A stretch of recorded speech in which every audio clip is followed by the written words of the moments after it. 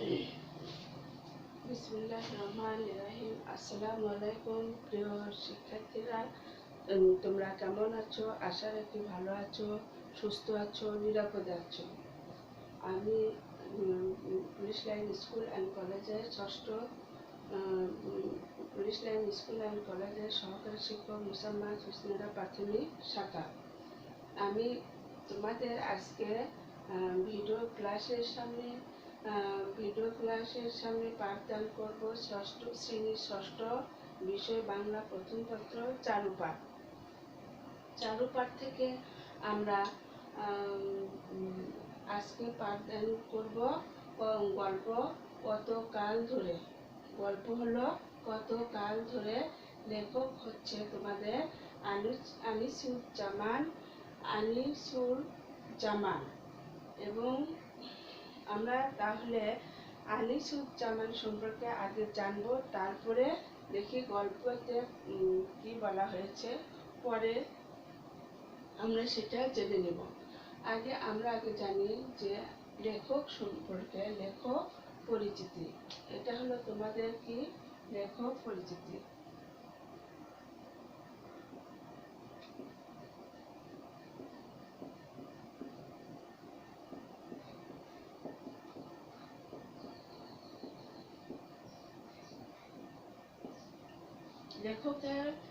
লেখক সম্পর্কে আমরা আগে জানবো। লেখকের পরিচয় সম্পর্কে আগে আমরা জানি, তারপরে আমরা গল্পের মূল কাহিনীতে চলে যাব। তাহলে দেখো, লেখক আনিসুজ্জামান কত সালে জন্মগ্রহণ করেছেন, তিনি কি করতেন এবং তার কিছু তার গ্রন্থের নাম আমরা আগে জানি। আচ্ছা, কতকাল ধরে লেখক আনিসুজ্জামান 1937 খ্রিস্টাব্দে কলকাতায় কি করেন? জন্মগ্রহণ করেন।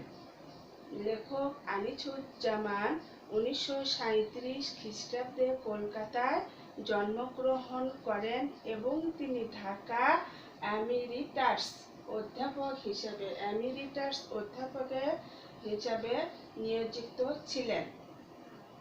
তিনি ঢাকা বিশ্ববিদ্যালয়ে এমিরিটাস অধ্যাপকে নিয়োজিত ছিলেন। তার গ্রন্থগুলোর মধ্যে হলো মুসলিম মানস ও বাংলা সাহিত্য। বাংলা সাহিত্যের ইতিহাসের গ্রন্থের প্রধান সম্পাদক হিসেবে তিনি কাজ করে যান।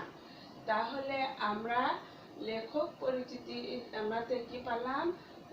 লেখক আনিসুজ্জামান, তিনি 1937 খ্রিস্টাব্দে কলকাতা জন্মগ্রহণ করেন এবং ঢাকা বিশ্ববিদ্যালয়ে এমিরিটাস অধ্যাপক হিসাবে কি করেন? উনি নিয়োজিত ছিলেন। ঢাকা বিশ্ববিদ্যালয়ে এমিরিটাস অধ্যাপকে কি করেন? কর্মরত ছিলেন। তিনি কি করলেন? তিনি তার আমরা গ্রন্থের উল্লেখযোগ্য গ্রন্থের মধ্যে হলেন মুসলিম মানস ও বাংলা সাহিত্য। বাংলা সাহিত্যের ইতিহাসের গ্রন্থের প্রধান সম্পাদক হিসাবে তিনি কাজ করে যান। তাহলে শিক্ষার্থীরা, তোমরা আগে কি করলে?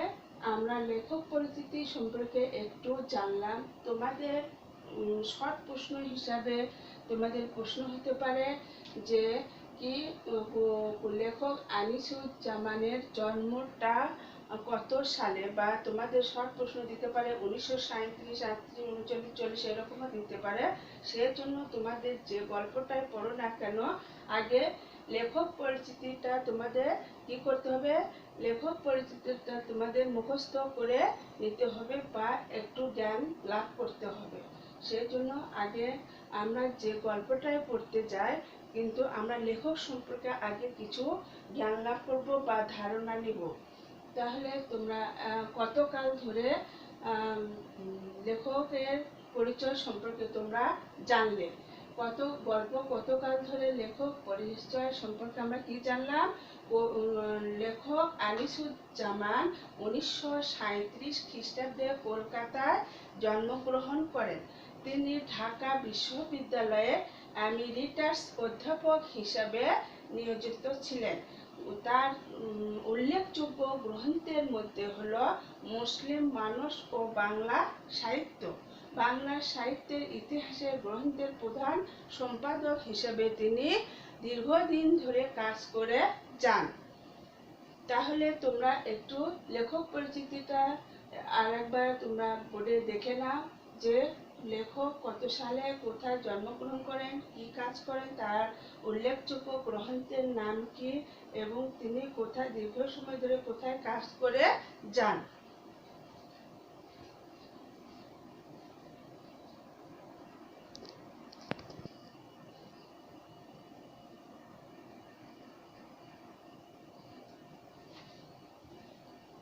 আচ্ছা, আমরা এখন চলে আসি পাঠ পরিচিতি। পাঠ পরিচিতি মানে কতকাল ধরে গল্পের যে মূল অংশ, মূল মানে কতকাল ধরে গল্পের ভিতরে যে মূল কথা কি বলেছে সেটা আমরা সংক্ষেপে আমরা একটু আলোচনা করি, এবং মূল কি কি জিনিস নিয়ে এই কতকাল ধরে গল্পটি লেখা হয়েছে সেই গল্পটা আমরা সংক্ষেপে আমরা মূল ভাষায় আমরা একটু পরিচয় লাভ করে নেই। তাহলে আমাদের বাংলাদেশের ইতিহাসটা, আমাদের বাংলাদেশটা কি 2500 বছর আগে বাংলাদেশে জন্ম হয়েছে। 2500 বছর আগে, বেশি সময় পুরনো হলো বাংলাদেশ। 2500 বছরও আগে পুরনো হলো বাংলাদেশ। এই দেশের ইতিহাসে সাধারণ মানুষের জীবনযাত্রা মান নিয়ে, সাধারণ মানুষের জীবনযাত্রা নিয়ে কি হয়েছে, তৈরি হয়েছে। তাহলে এখানে আমরা দেখলাম যে বাংলাদেশের ইতিহাসটা 2500 বছর আগে কি হয়েছে, তৈরি হয়েছে বা সৃষ্টি হয়েছে।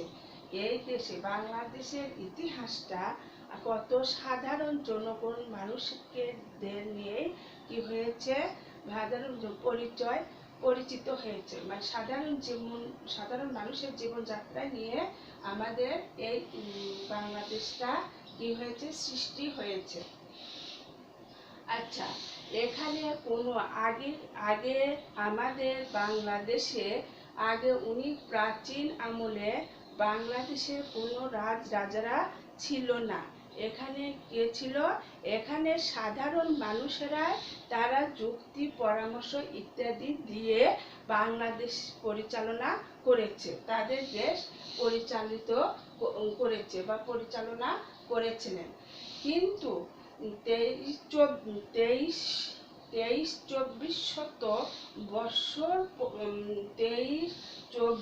শত বছর আগে কি করছে, 23 এবং 24 শত বছর আগে যখন রাজারা এদেশে এলেন, তখন থেকে এদেশে ইতিহাস শুরু হলো। এই দেশে কোনো আগে ইতিহাস ছিল না। তখন সাধারণ জনগণেরা কি করত, তারা যুক্তি পরামর্শ ইত্যাদি দিয়ে এ দেশকে পরিচালিত করছে। তখন কোনো রাজারাও ছিল না, কোনো সরকারও শাসন করত না। তখন সব শ্রেণীর লোকেরা মিলেমিশে যদি কোনো কাজ করা লাগতো, তখন সবাই মিলে বসে একটা কথার মাধ্যমে তারা সিদ্ধান্ত নিত এবং ওইভাবে সেই কাজটা পরিচালিত হতো। কিন্তু তারপরে যখন আমাদের 23-24 শত বছর পরে যখন রাজারা এলেন, তখন থেকে শুরু হলো ইতিহাস। তখন থেকে কি হলো, ইতিহাস শুরু হলো। তাহলে এদেশের কি করতো, তোমার এদেশের পুরুষেরা সেই সময় যখন ইতিহাসটা শুরু হলো, তখন পুরুষের পোশাকটা ছিল কি, ধুতি এবং চাদর। ধুতি এবং চাদর পুরুষদের পোশাক ছিল। পুরুষের পোশাকটা কি ছিল, ধুতি এবং চাদর।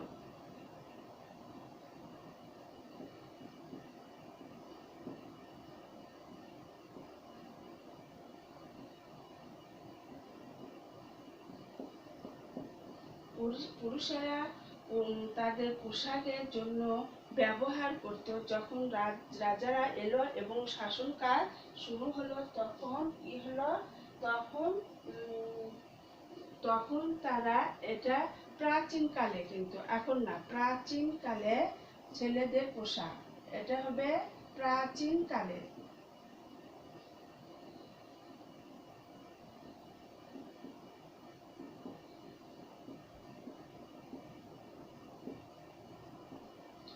প্রাচীনকালে পুরুষের পোশাক, কিন্তু এটা প্রাচীনকালে পুরুষের পোশাক ছিল ধুতি ও চাদর। তারপরে মেয়েরা পরতো কি, শাড়ি ও ওড়না।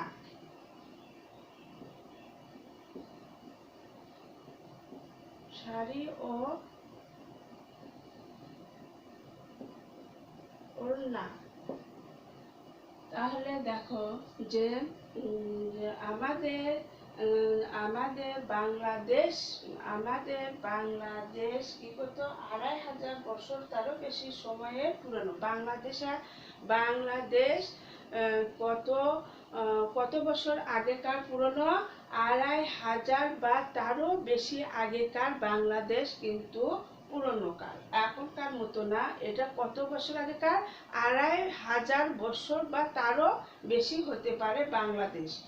এবং সেই টাইমে কোনো রাজারা ছিল না। এখানে সাধারণ মানুষের জীবন নিয়ে এই বাংলাদেশের সৃষ্টি হয়েছে। সাধারণ জনগণদের নিয়ে বাংলাদেশ কি হয়েছে, সৃষ্টি হয়েছে। এখানে কোনো রাজারা তখন ছিল না, তখন ছিল সাধারণ জনগণ। সাধারণ জনগণ যে সিদ্ধান্তটা নিত, যে সিদ্ধান্তটাই নিত, তারা সবাই মিলেমিশে যুক্তি পরামর্শ করে সেই সিদ্ধান্তটা নিত। সেখানে কোনো সরকার বা রাজারা ছিল না, মন্ত্রীরা ছিল না। কখন রাজারা আসলো, আমরা দেখি 2400 বছর পরে এই দেশে রাজারা এলো এবং ইতিহাস তৈরি হলো। তখন থেকে আবার ইতিহাস, মানে বাংলাদেশে সৃষ্টি হওয়ার পরে 2400 বছর পরে এ দেশে রাজারা আসলো এবং এসে তখন থেকে কিন্তু আমাদের ইতিহাস সৃষ্টি হলো। আচ্ছা, তখন থেকে ইতিহাস সৃষ্টি হলো। সেই টাইমে আমরা দেখি বাংলাদেশ তৈরি হলো, ইতিহাস সৃষ্টি হলো, রাজারা তখন শাসন শুরু করে দিল। তখনকার ছেলেদের পোশাকটা আমরা দেখে নেই। তখন ছেলেরা পরতো কি, প্রাচীনকালে আমরা যেটা আলোচনা করছি এটা কিন্তু প্রাচীনকালে কথাটা নিয়ে আমরা আলোচনা করছি। প্রাচীনকালের পুরুষেরা পরতো ধুতি ও চাদর। প্রাচীনকালের পুরুষেরা কি পরতো, ধুতি ও চাদর। মেয়েদের পোশাকটা ছিল শাড়ি ও ওড়না। মেয়েরা পরতো কি, শাড়ি ও ওড়না। তারা পায়ের জন্য কি পরতো, তারা পায়ের জন্য তাদের কোনো জুতা স্যান্ডেলের ব্যবহার ছিল না। তখনকার যুগে ছেলে মেয়ে উভয়দের এখন যেরকম আমরা জুতা স্যান্ডেল উন্নত মানের অনেক কিছু ব্যবহার করি, প্রাচীনকালে তখন কি ছিল, জুতা স্যান্ডেলের ব্যবহার ছিল না। তখন তারা কি করত, কাঠের খড়ম ব্যবহার করত। পায়ের জন্য তারা কাঠের খড়ম ব্যবহার করত।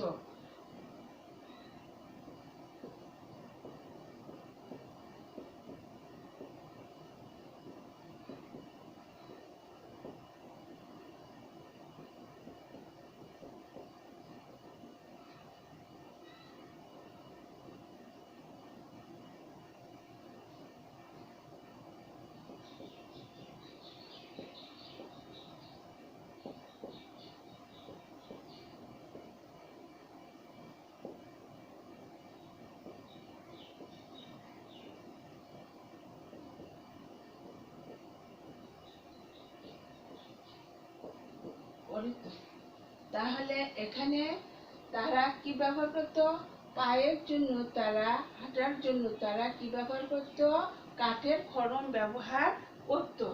এবং সে কালে তখন কি করত, সোনার অলংকার হিসেবে সোনার অলংকার তারা ব্যবহার করত। তবে গরিবের না, বড় লোকদের কি ছিল, অলংকার হিসেবে সোনার অলংকার তারা ব্যবহার করত। এবং তারা খাবার এখন আমরা আসি খাবারে। তারা প্রাচীনকালের লোকেরা কি খাবার খেত? প্রাচীনকালের আমলে খাবারটা তোমার ছিল, তারা প্রাচীনকালে খাবারটার মধ্যে ছিল তোমাদের মাছ ভাত তরি তরকারি দুধ ঘি ইত্যাদি তাদের খাবার ছিল। মাছ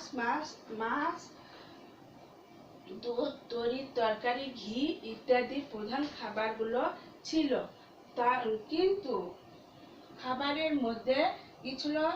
মাছ তরি তরকারি খাবারের মধ্যে ছিল মাছ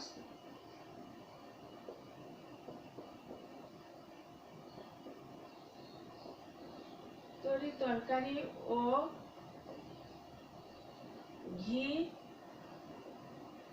ছিল প্রধান খাবার।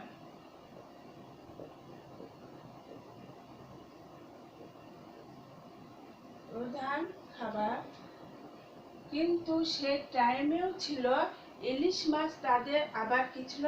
প্রধান খাবার। ইলিশ মাছ ছিল তাদের, এই খাবারের গুলোর মধ্যে ইলিশ মাছ ছিল তাদের প্রধান খাবার।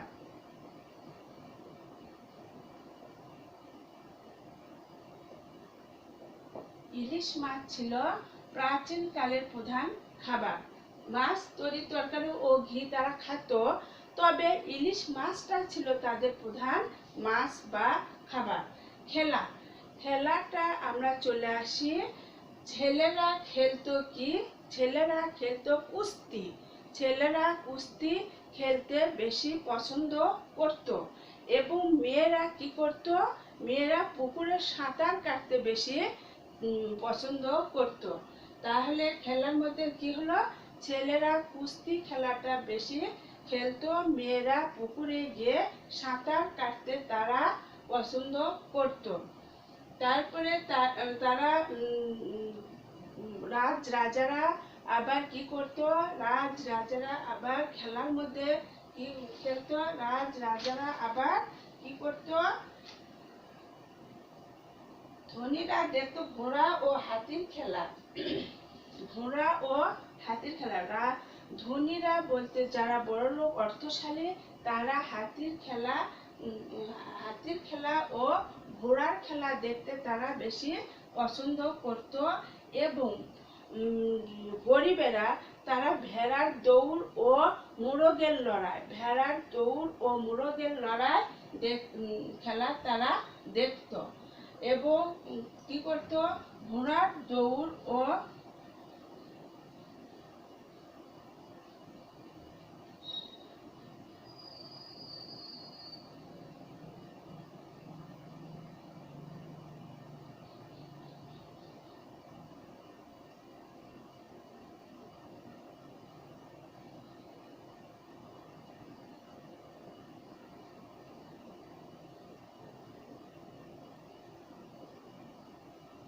ঘোড়ার দৌড় ও হাতির দৌড়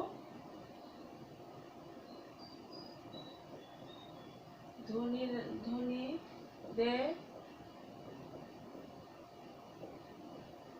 প্রধান খেলা বা ধনীদের প্রধান খেলা দেখতো ঘোড়ার দৌড় ও হাতির দৌড়। কিন্তু গরিবেরা কি করতো? ভেড়ার দৌড় ও মোরগ লড়াই।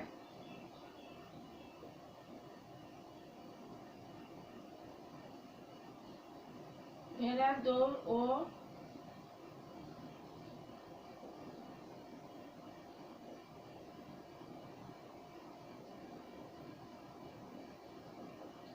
মোরগের লড়াই তারা দেখতে ভালোবাসত। যাতায়াত, তারা কিভাবে যাতায়াত করত সেটা আমরা এখন দেখব। তাহলে যাতায়াত তারা কিভাবে করত? যাতায়াতের জন্য জলপথ তারা সবসময় ব্যবহার করত, তবে স্থলপথ ছিল অতটা উন্নত মানের ছিল না। তারা সব সময় এক স্থান থেকে অন্য স্থানে বাণিজ্য করার জন্য বা ঘোরাফেরা করার জন্য সেই টাইমে কি করতো, জলপথে বেশিরভাগ তারা ব্যবহার করত। তোমার স্থলপথে ছিল, স্থলপথে সেরকম কোনো ঘোড়ার গাড়ি সে হয়তো এর ঘোড়ার গাড়ি বেশিরভাগ ছিল।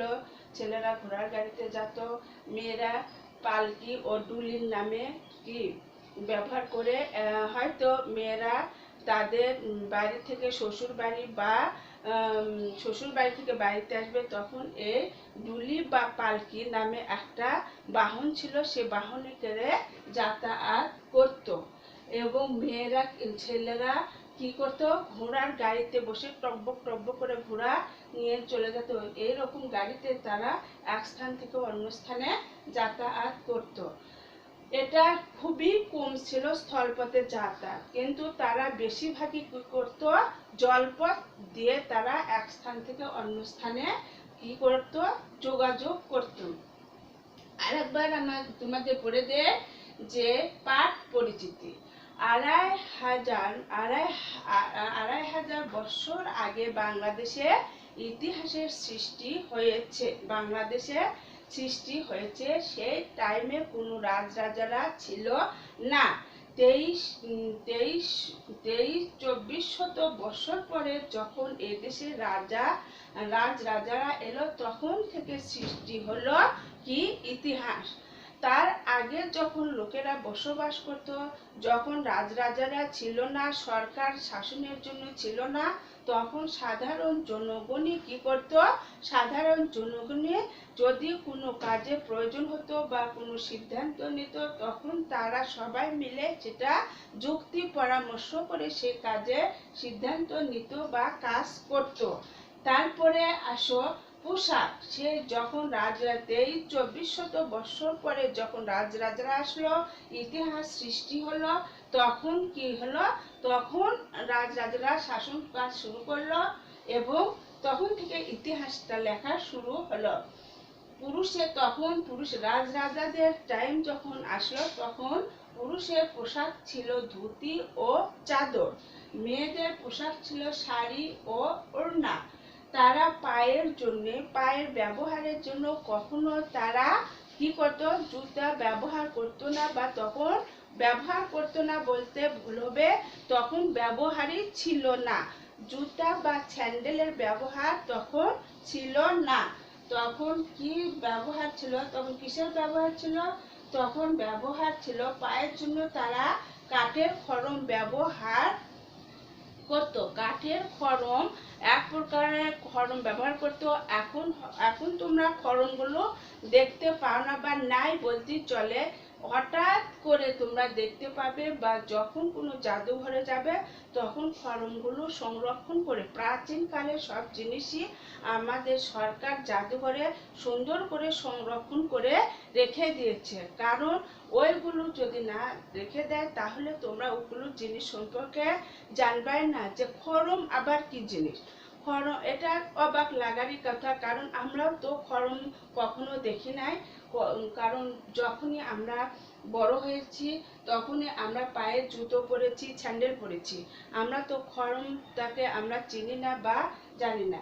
তাহলে খড়মটা হলো একটা নখ থাকবে এবং পুরাটা স্যান্ডেলের আকৃতি তৈরি, নখের মধ্যে পা দিয়ে ঠক ঠক ঠক ঠক করে শব্দ করে হেঁটে যায়, এটার নামই খড়ম। এটা আবার কিসের তৈরি হলো, তখন প্রাচীনকালে এই খড়মটা তৈরি হতো কাঠ দিয়ে তৈরি হয় দেখে এখনো দুই একটা দোকানে হয়তো তোমরা খোঁজ করলে এই খড়মটা দেখতে পাবে বা কিনতে পারবে।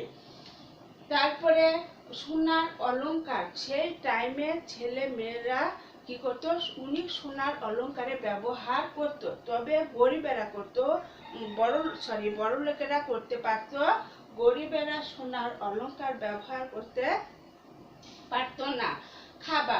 খাবারের মধ্যে তাদের ছিল মাছ, তরি, তরকারি, ঘি ইত্যাদি তাদের প্রধান খাবার ছিল। তবে তাদের খাবার ছিল, প্রধান খাবারটা তাদের ছিল কি মাছ, ইলিশ মাছটা ছিল প্রাচীন কালের যুগে প্রধান খাবার। খেলা, ঘোড়ার দৌড় ও হাতির দৌড় ধনীরা দেখতে খুব পছন্দ করত। ঘোড়ার দৌড় ও হাতির দৌড় ধনীদের প্রধান খেলা ছিল। তারা এই ঘোড়ার দৌড় ও হাতির দৌড় তারা দেখতে খুব ভালোবাসত। তারপরে গরিবেরা আবার কি করতো, ভেড়ার দৌড় ও মোরগের লড়াই দেখতে তারা খুব পছন্দ করত। তাহলে গরিবেরা কি খেলা দেখতে, গরিবেরা ভেড়ার দৌড় ও মোরগের দৌড় দেখতে খুব পছন্দ করত। ছেলেরা কি খেলতো, কুস্তি খেলতো। কুস্তি খেলতে তারা ভালোবাসতো, বা ছেলেদের খেলাটাই ছিল কুস্তি খেলা। মেয়েরা আবার কি করতো, মেয়েরা পুকুরে গিয়ে সাঁতার কাটতে বেশি পছন্দ করতো। যাতায়াত, তারা যাতায়াতের জন্য সবসময় স্থল পথটাই বেশি বেছে নিত। স্থল পথের যোগাযোগটা খুব ভালো ছিল এবং উন্নত মানের ছিল, সেজন্য তারা স্থলপথ থেকে জলপথে বেশি যাতায়াত করত। স্থলপথে খুব অল্প তারা যাতায়াত করত। তাহলে এখন পাঠ পরিচিতিটা তোমরা একটু ভালো করে দেখে নাও। আমি লেখক পরিচিতি এবং পাঠ পরিচিতিটা দিলাম। এরপরে তোমাদের বাড়ির কাজ করার জন্য কিছু শব্দের অর্থ দেব। তোমরা সেগুলো অর্থগুলো জেনে নিয়ে তোমাদের খাতাতে লেখার চেষ্টা করবে।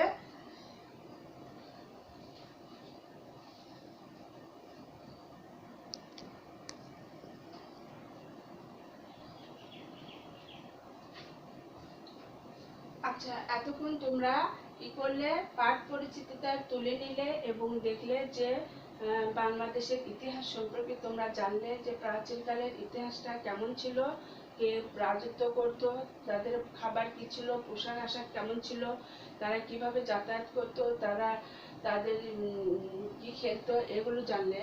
আমি তোমাদের বাড়িতে বসে কিছু কাজ দিলাম, সেই কাজগুলো তোমরা সুন্দর করে তোমাদের খাতাতে কি করবে, লিখে রাখবে। এখানে তোমাদের শব্দ এবং অর্থগুলো বলে দিলাম, এগুলো তোমরা তোমাদের এইচডব্লিউ খাতাতে তুলে নেবে।